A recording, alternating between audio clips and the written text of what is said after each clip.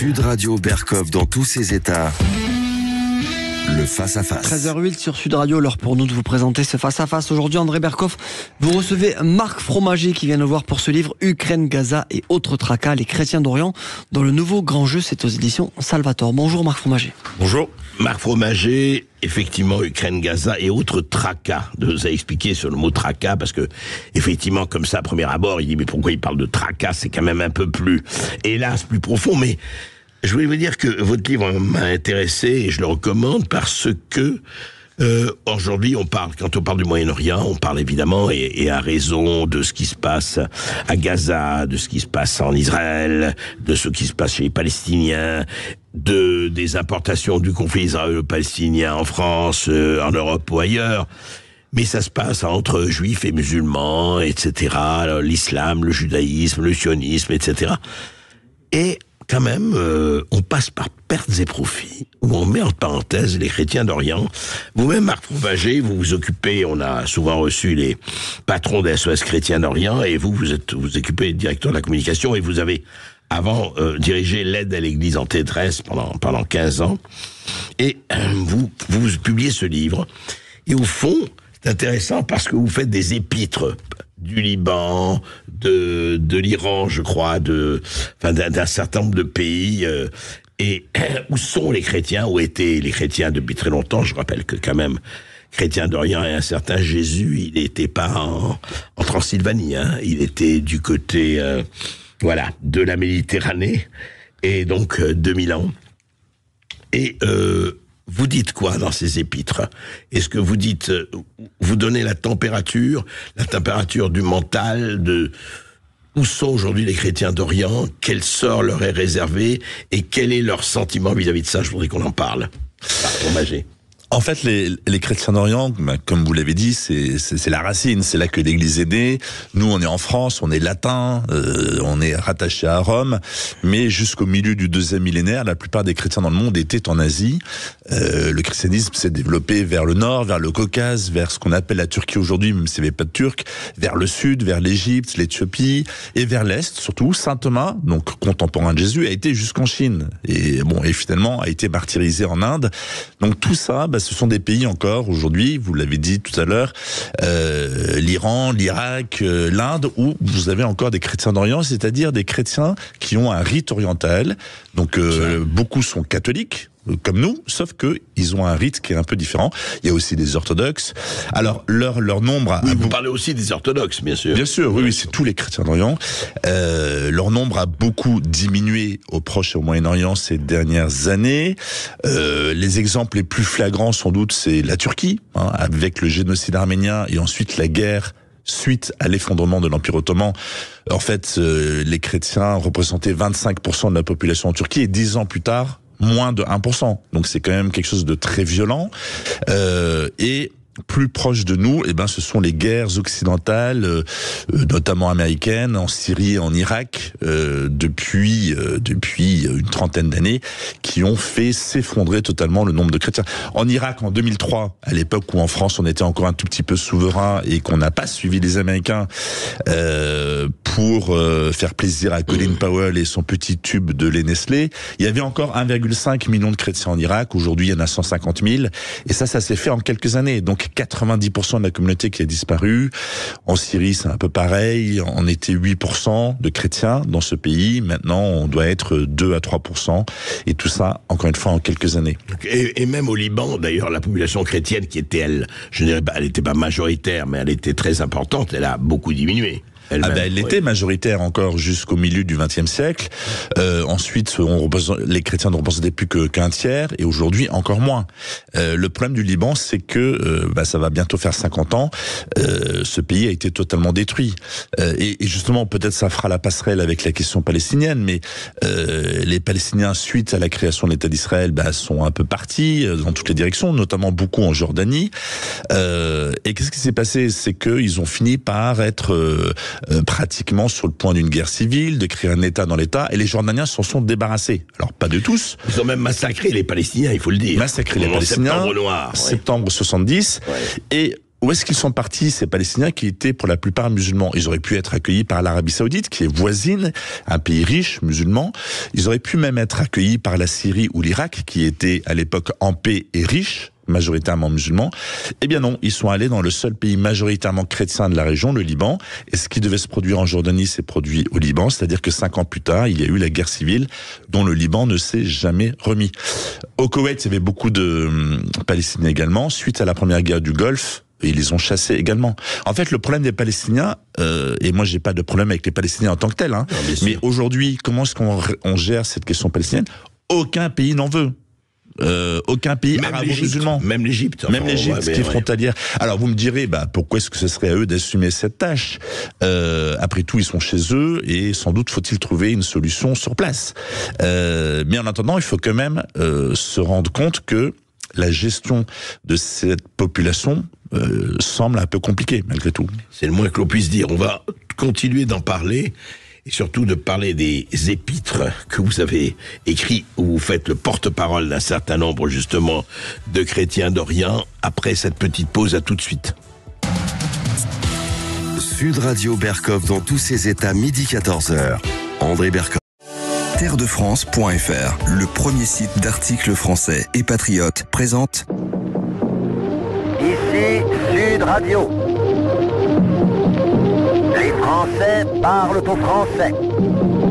Je n'aime pas la blanquette de veau.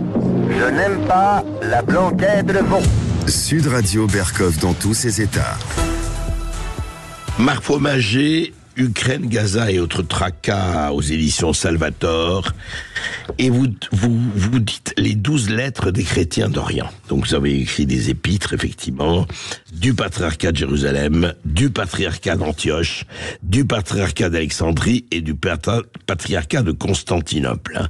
Et ça va, je cite, ça va, vous parlez du Liban, de la Syrie, de l'Irak, de l'Iran, de l'Inde, vous savez jusque l'Inde, effectivement, l'Égypte, bien sûr, l'Éthiopie, la Turquie, l'Arménie, l'Ukraine, et ça finit sur la Russie, effectivement, avant la conclusion. Mais avant de parler du Heartland et du Rimland, je voudrais savoir si vous avez des dénominateurs communs de ces lettres des chrétiens d'Orient, de ce que vous ont dit les chrétiens d'Orient, puisque c'est ça, vous présentez ça comme ce que vous avez entendu au cours de vos années de pérégrination à travers tout le Moyen-Orient et jusqu'en Russie, jusqu'en Inde.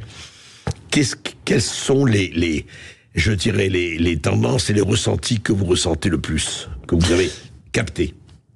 En fait, c'est un peu tout la structure de ce livre. J'ai voulu inverser la perspective. En général, ici en France, en Occident, en tout cas pour ceux qui s'intéressent à la question du Proche-Orient et notamment la question des chrétiens sur ces terres, souvent on est là en train de compatir à leur souffrance, qui est réelle, qui sont réelles.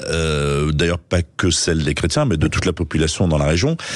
Et là, j'inverse la perspective où ce sont les chrétiens d'Orient en fait qui s'adressent à nous, chrétiens ou citoyens français et européens, en nous disant et les gars, mais vous n'allez pas bien, en fait, réveillez-vous.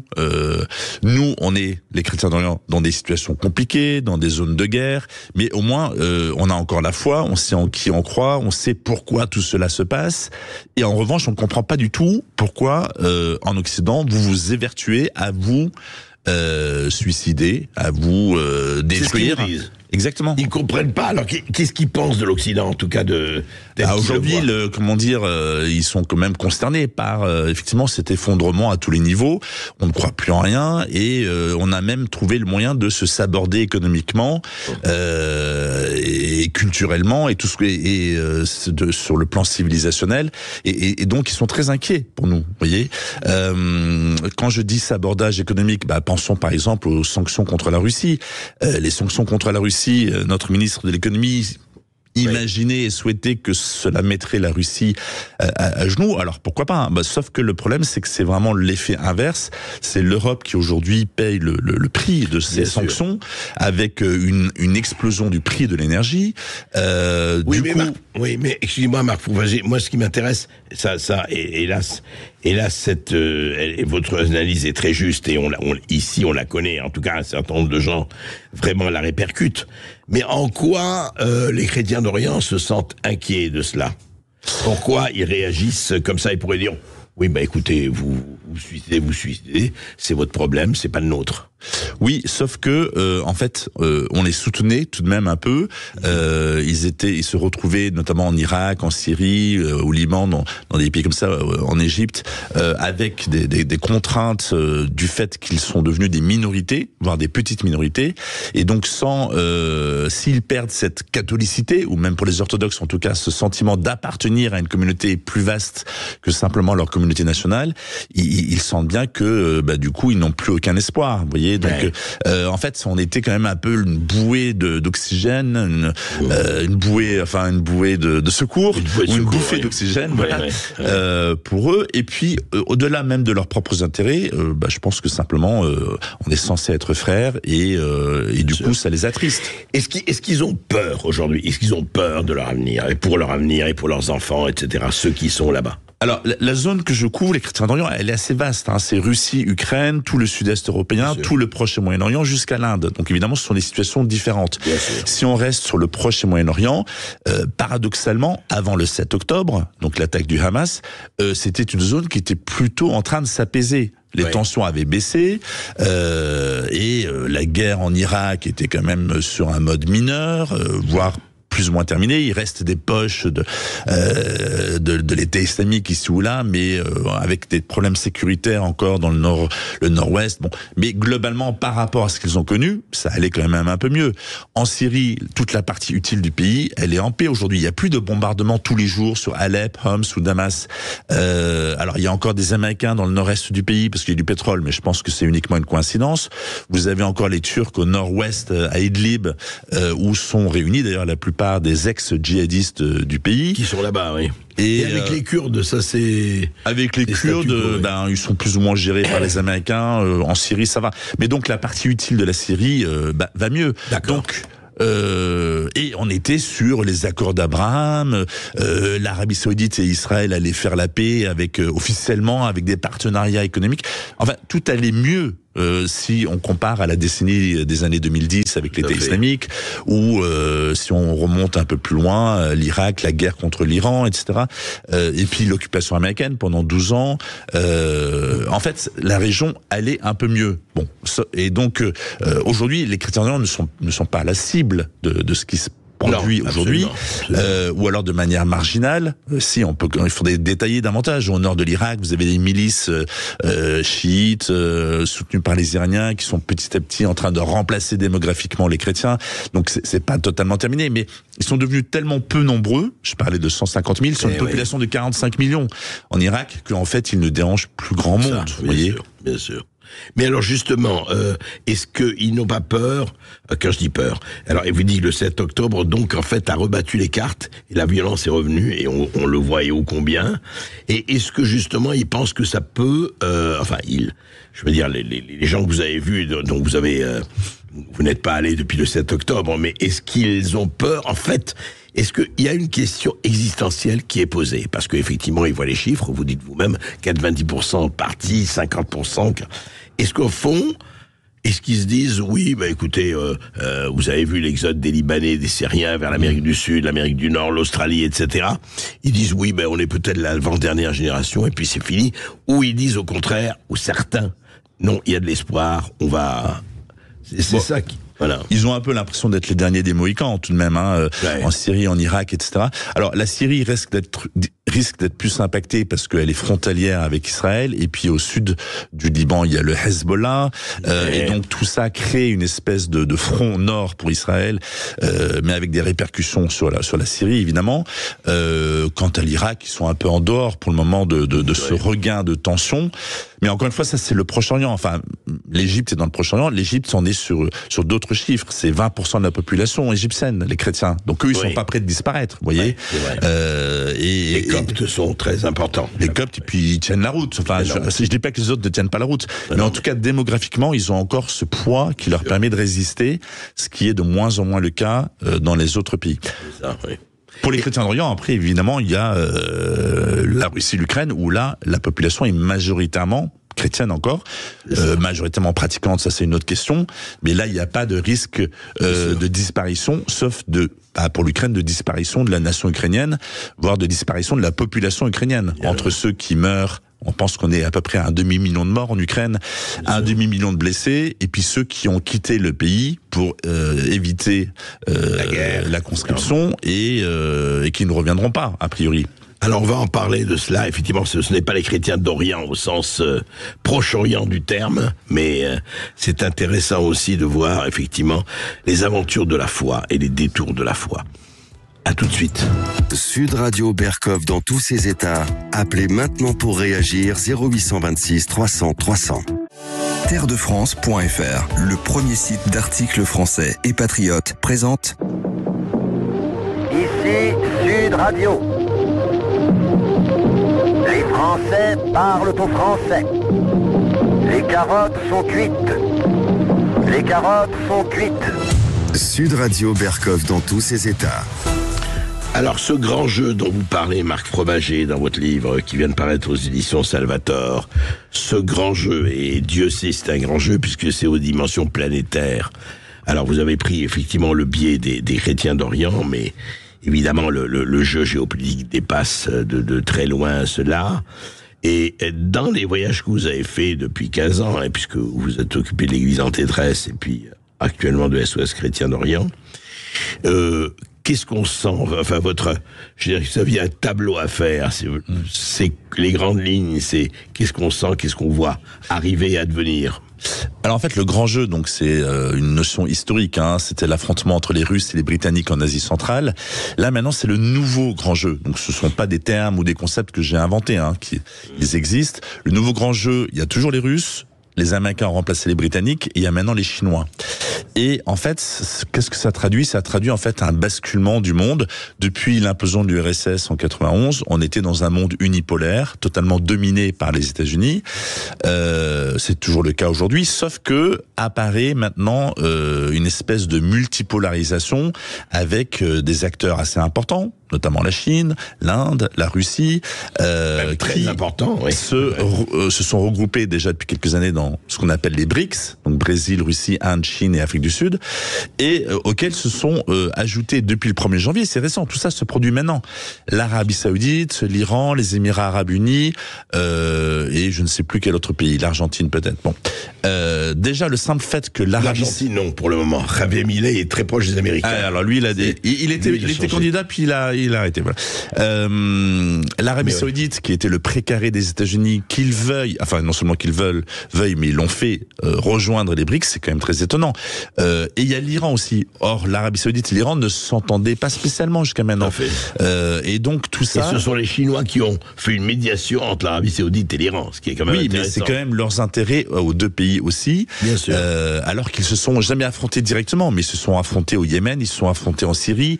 Enfin, toutes les guerres au Proche-Orient, c'est aussi récente, je veux dire, autour de l'État islamique notamment. C'est un affrontement par procuration. C'est souvent par procuration, hein, ces guerres au Proche-Orient, entre l'Arabie Saoudite et l'Iran. Que tous ces gens-là aujourd'hui misent sur ce monde parallèle qui quitte l'unipolarité du monde américain, c'est quand même très étonnant. Et ça va assez loin. C'est pas juste, tiens, on fait partie d'un nouveau club. Non, par exemple, l'Arabie Saoudite qui, et comme d'ailleurs le monde entier, qui vendait l'énergie, le pétrole et le gaz uniquement en dollars américains, c'était absolument indispensable.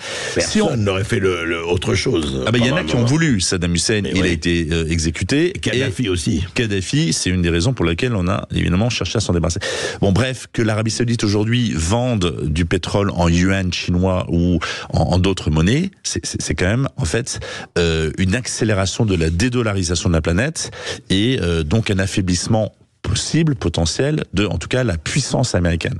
Bon, les Américains ont encore de la marge, il n'y a pas de souci, on va pas être inquiet pour eux, mais donc on a une recomposition du monde et qui attire bien au-delà de ces 10 ou 11 membres du BRICS. Toute l'Amérique du Sud, toute l'Afrique, tout le reste de l'Asie, en fait, a de plus en plus de mal à supporter ce monde unipolaire dans lequel on était et se trouve très intéressé et désireux de rentrer dans ce nouveau club. Ouais. Mais alors, qu'est-ce que ça donne, justement, quand vous, dans vos voyages, dans vos séjours, dans tel ou tel, que ce soit dans le Proche-Orient, le Moyen-Orient ou ailleurs, ou en Russie, est-ce que, dans vos conversations avec les gens qui quel qu'il soit. Est-ce que c'est senti, ça, je veux dire, au niveau du citoyen lambda ou au niveau des responsables que vous voyez? Ça se sent et ça se traduit comment pour eux? Alors ça se sent, oui. Moi j'ai toujours été surpris après mes études. J'ai fait des études de commerce. À l'époque on avait le service militaire. Moi j'étais parti en coopération en Afrique. Je faisais de l'essence à une pompe à essence à Brazzaville. Et en fait à l'époque il y avait tout le sujet de Elf Congo, etc. Et le pompiste, alors vous me direz il travaillait dans le dans le pétrole quelque part. Enfin, le pompiste savait assez précisément ce qui se passait, les enjeux géopolitiques, économiques. En fait la plupart des gens dans ces pays-là sont assez au courant de ce qui se passe, bizarrement, de manière surprenante. Et ce qu'ils voient, donc, pour répondre à votre question, dans ce basculement du monde, c'est qu'en fait, ça les intéresse. On est en train de changer un peu de paradigme. Ça va... Il l'espère en tout cas leur donner peut-être plus de liberté. Ils seront moins contraints à suivre absolument un cadre et un chef, un meneur, un leader qui sont uniques, qui étaient les États-Unis jusqu'à maintenant.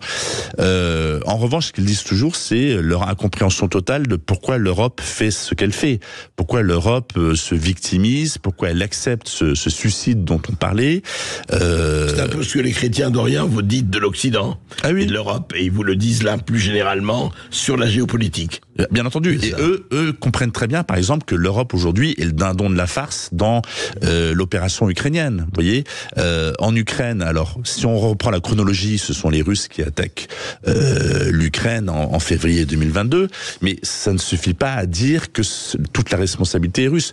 C'est comme si on disait qu'en 1939, ce sont les Français et les Britanniques qui ont déclaré la guerre à l'Allemagne. Est-ce que nous sommes responsables de la Deuxième Guerre mondiale en tant que telle et de l'Allemagne nazie? Peut-être pas forcément. Et donc, eux comprennent très bien, les gens avec qui je discute dans tous ces pays-là, que en réalité, c'est une guerre par procuration des États-Unis contre la Russie, en se servant de l'Ukraine, dont ils n'en ont strictement rien à cirer.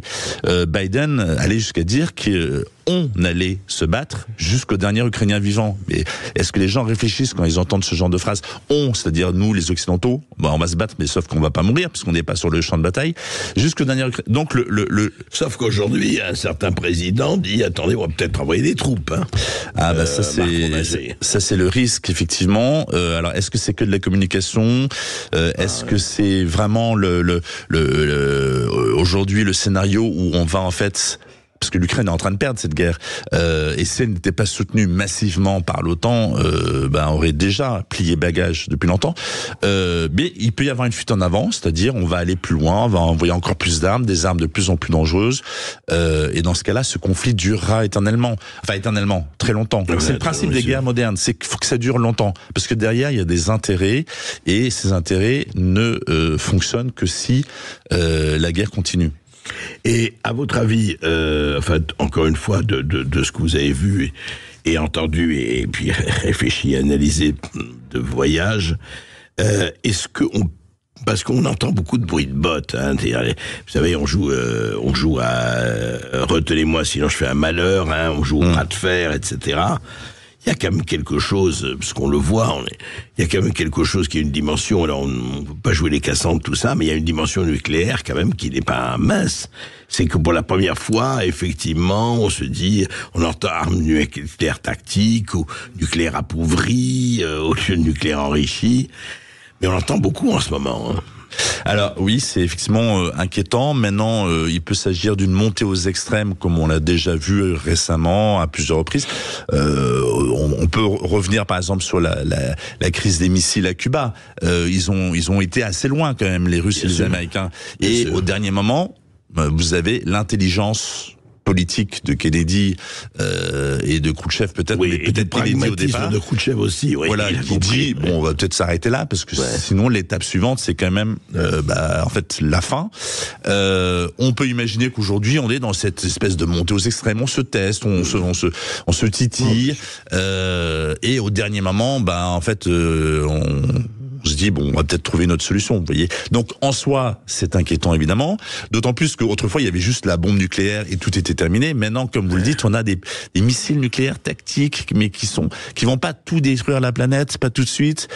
Et donc, on sent bien la tentation des uns et des autres de vouloir tester ces nouvelles armes. Enfin, nouvelles, ça fait un moment qu'on les a, mais on les a pas testées in situ jusqu'à maintenant. C'est depuis Hiroshima, on les a pas testés. Donc, exactement. Et Nagasaki, et c'était il y a 80 ans. Donc, effectivement, on peut se poser des problèmes. Marc Fromager, pour revenir à quand même aux chrétiens d'Orient et à ces communautés que je connais un peu, effectivement. En fait, l'idée de SOS Chrétiens d'Orient, c'est de fournir je veux dire une aide aux communautés, de quelle sorte, toutes sortes, ou bien c'est quoi très très précisément? Je voudrais qu'on reparle de ça pour nos auditeurs quand même. Il y a deux types d'aides. D'abord une aide financière, donc on soutient des projets. Donc l'argent que nous collectons en France permet de soutenir tout un tas de projets qui sont dans le domaine éducatif, dans le domaine culturel, dans le domaine alimentaire, dans le domaine de l'urgence pure. Par exemple, le tremblement de terre en Syrie l'année dernière, on a été extrêmement réactifs, on a pu envoyer des fonds et en général nos partenaires sont souvent c'est des partenaires qui souvent c'est de l'église locale, vous voyez, ça peut être des évêques catholiques ou orthodoxes qui sont organisés parce qu'ils ont des diocèses, ils ont la responsabilité d'un territoire et donc ensuite il y a les paroisses, les communautés religieuses qui vont pouvoir distribuer cette aide de manière extrêmement efficace, rapide et sans commission, sans intermédiaire, vous voyez. Et ça, c'est très important. L'autre type d'aide, c'est une aide qui a peut-être moins d'impact dans l'absolu, c'est l'envoi de volontaires. En 10 ans, SOS Chrétiens d'Orient a envoyé 3000 volontaires, donc la plupart des jeunes Français sur le terrain. Et là, actuellement, vous avez combien sur SOS? Combien de volontaires sont là? Il doit y avoir à peu près 80 volontaires sur le terrain en ce moment, dans 7 pays différents. Donc le Liban, la Syrie, l'Irak, la Jordanie, l'Égypte, l'Arménie et l'Éthiopie. Et donc, vous avez eu 3000 volontaires qui ont participé. En tout, depuis 10 ans, ouais. Et donc ça peut être donner des cours de français à des jeunes, jouer avec des enfants. Après, il y a la barrière de la langue. La plupart des volontaires ne sont pas forcément arabophones au départ. Enfin, arabophones pour les pays arabophones, parce que en Éthiopie, ils parlent moins arabe.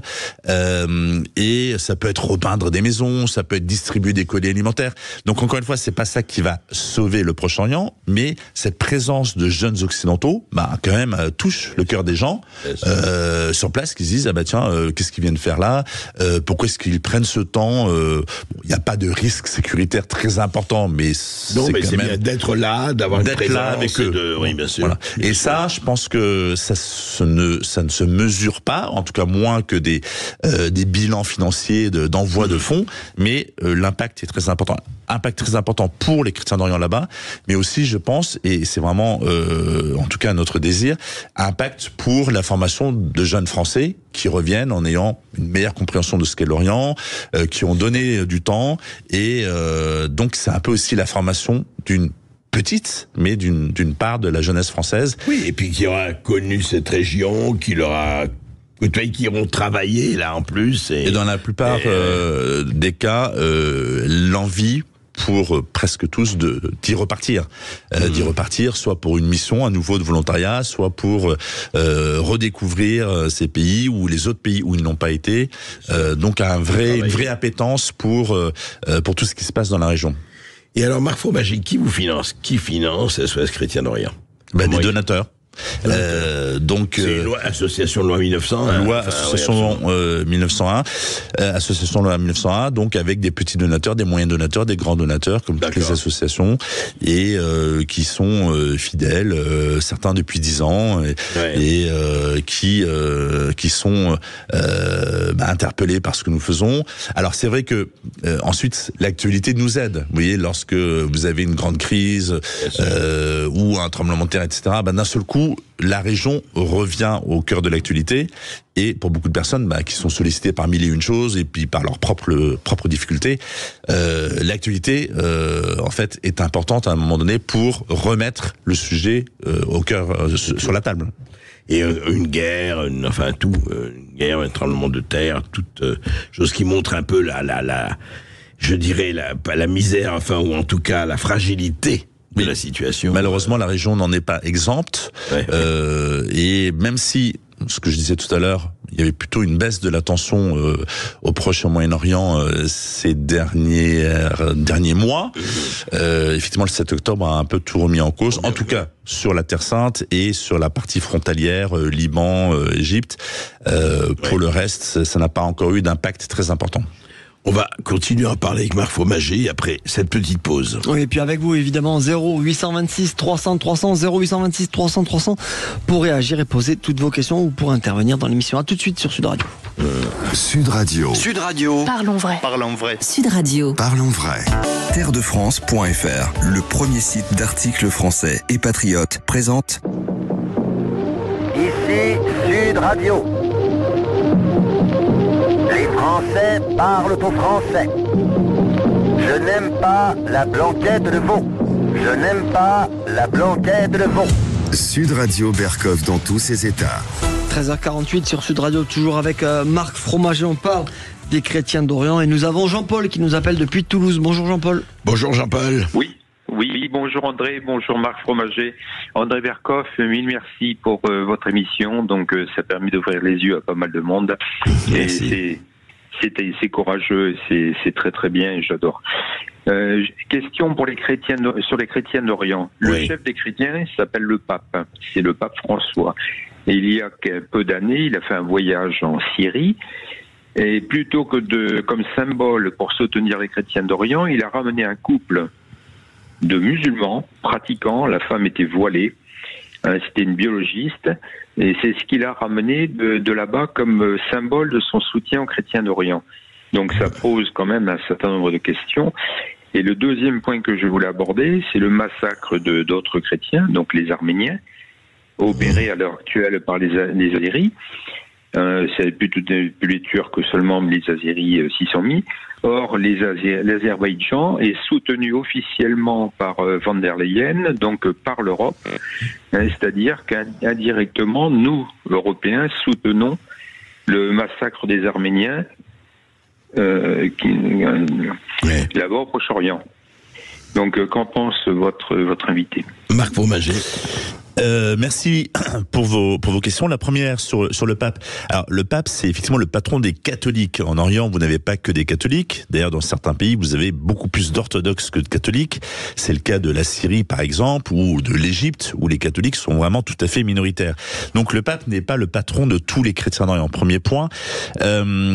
Lorsque vous dites qu'effectivement il a fait des déplacements dans la région, puis il y avait aussi le déplacement à Lampedusa en pleine crise de l'État islamique, où de fait il est revenu avec quelques musulmans dans son avion et pas de chrétiens, donc ça peut effectivement paraître au premier abord un peu choquant. Ce qu'il faut voir, c'est que le simple fait qu'il se déplace, le simple fait qu'il en parle régulièrement, maintient le sujet tout de même au cœur de l'actualité, et en termes diplomatiques, parce que le Vatican est également une diplomatie en fait, malgré tout, une nation sur le long, une nation sur le long terme en fait. Ce qu'il faut voir, c'est le bien des communautés chrétiennes dans ces pays. Ce genre de geste un peu symbolique n'est pas au détriment des chrétiens, mais vient essayer d'apaiser la tension éventuelle qui pourrait y avoir contre les chrétiens d'Orient, et donc en soi ce n'est pas choquant, d'autant plus que, encore une fois, le pape, que ce soit le pape François ou avant lui les papes précédents, ont toujours eu à cœur, ont d'abord une très fine connaissance de ce qui se passe sur le terrain. En fait, l'église, elle est dans tous les pays du monde, elle est y compris au fin fond de la campagne ou de la brousse.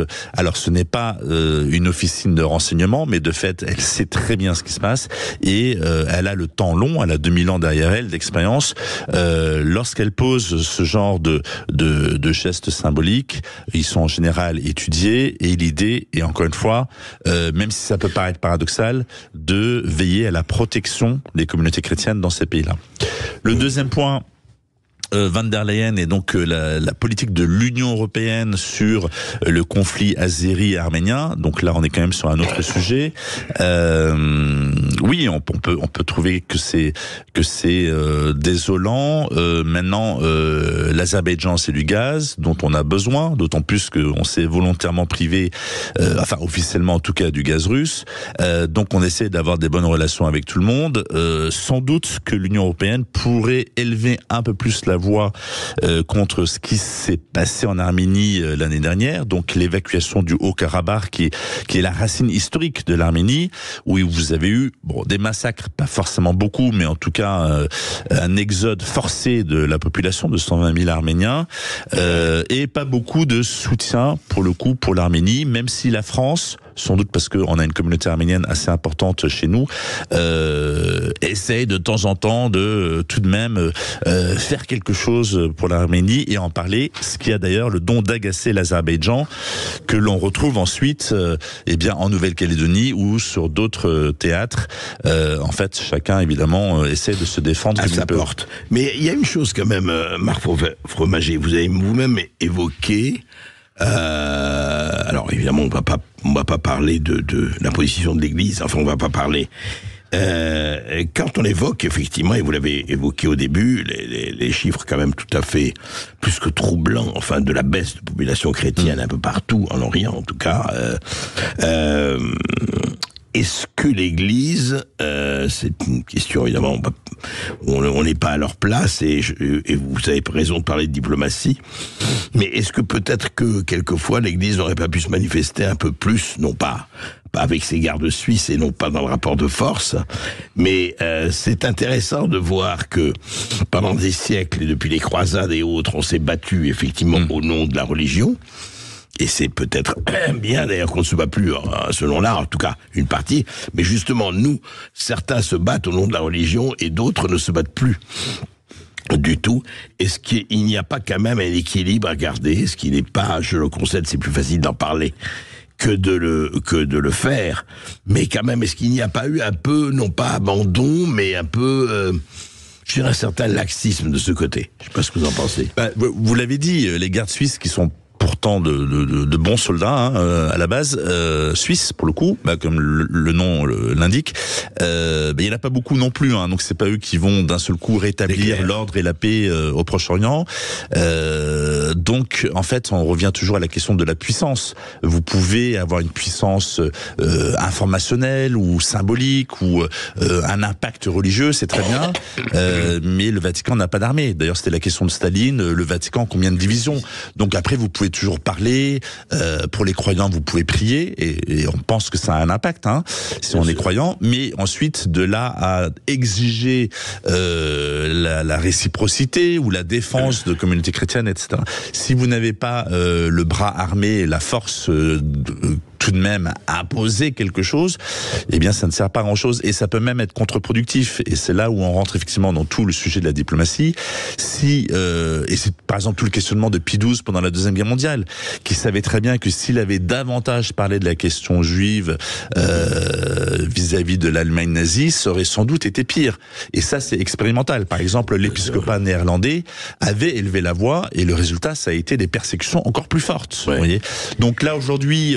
vivre la situation pour savoir ce qu'il faut faire, quoi. Voilà, si le pape élevait la voix en disant mais ça va pas du tout cette histoire, quel serait l'impact réel, sachant que vous avez évoqué les croisades, le monde musulman dans son ensemble reste façonné par cette imagerie, alors les croisades ont existé pour de vrai, mais ce qu'ils en retiennent, c'est que ça a été un viol collectif de l'Occident contre le monde musulman qui ne demandait rien. Or, la réalité était quand même un peu différente. Si nous sommes intervenus, c'est bien qu'il y avait des problèmes. Alors après, est-ce qu'il fallait intervenir comme ça? Autre époque, autre mœurs. En tout cas, non, c'est vrai, autre époque.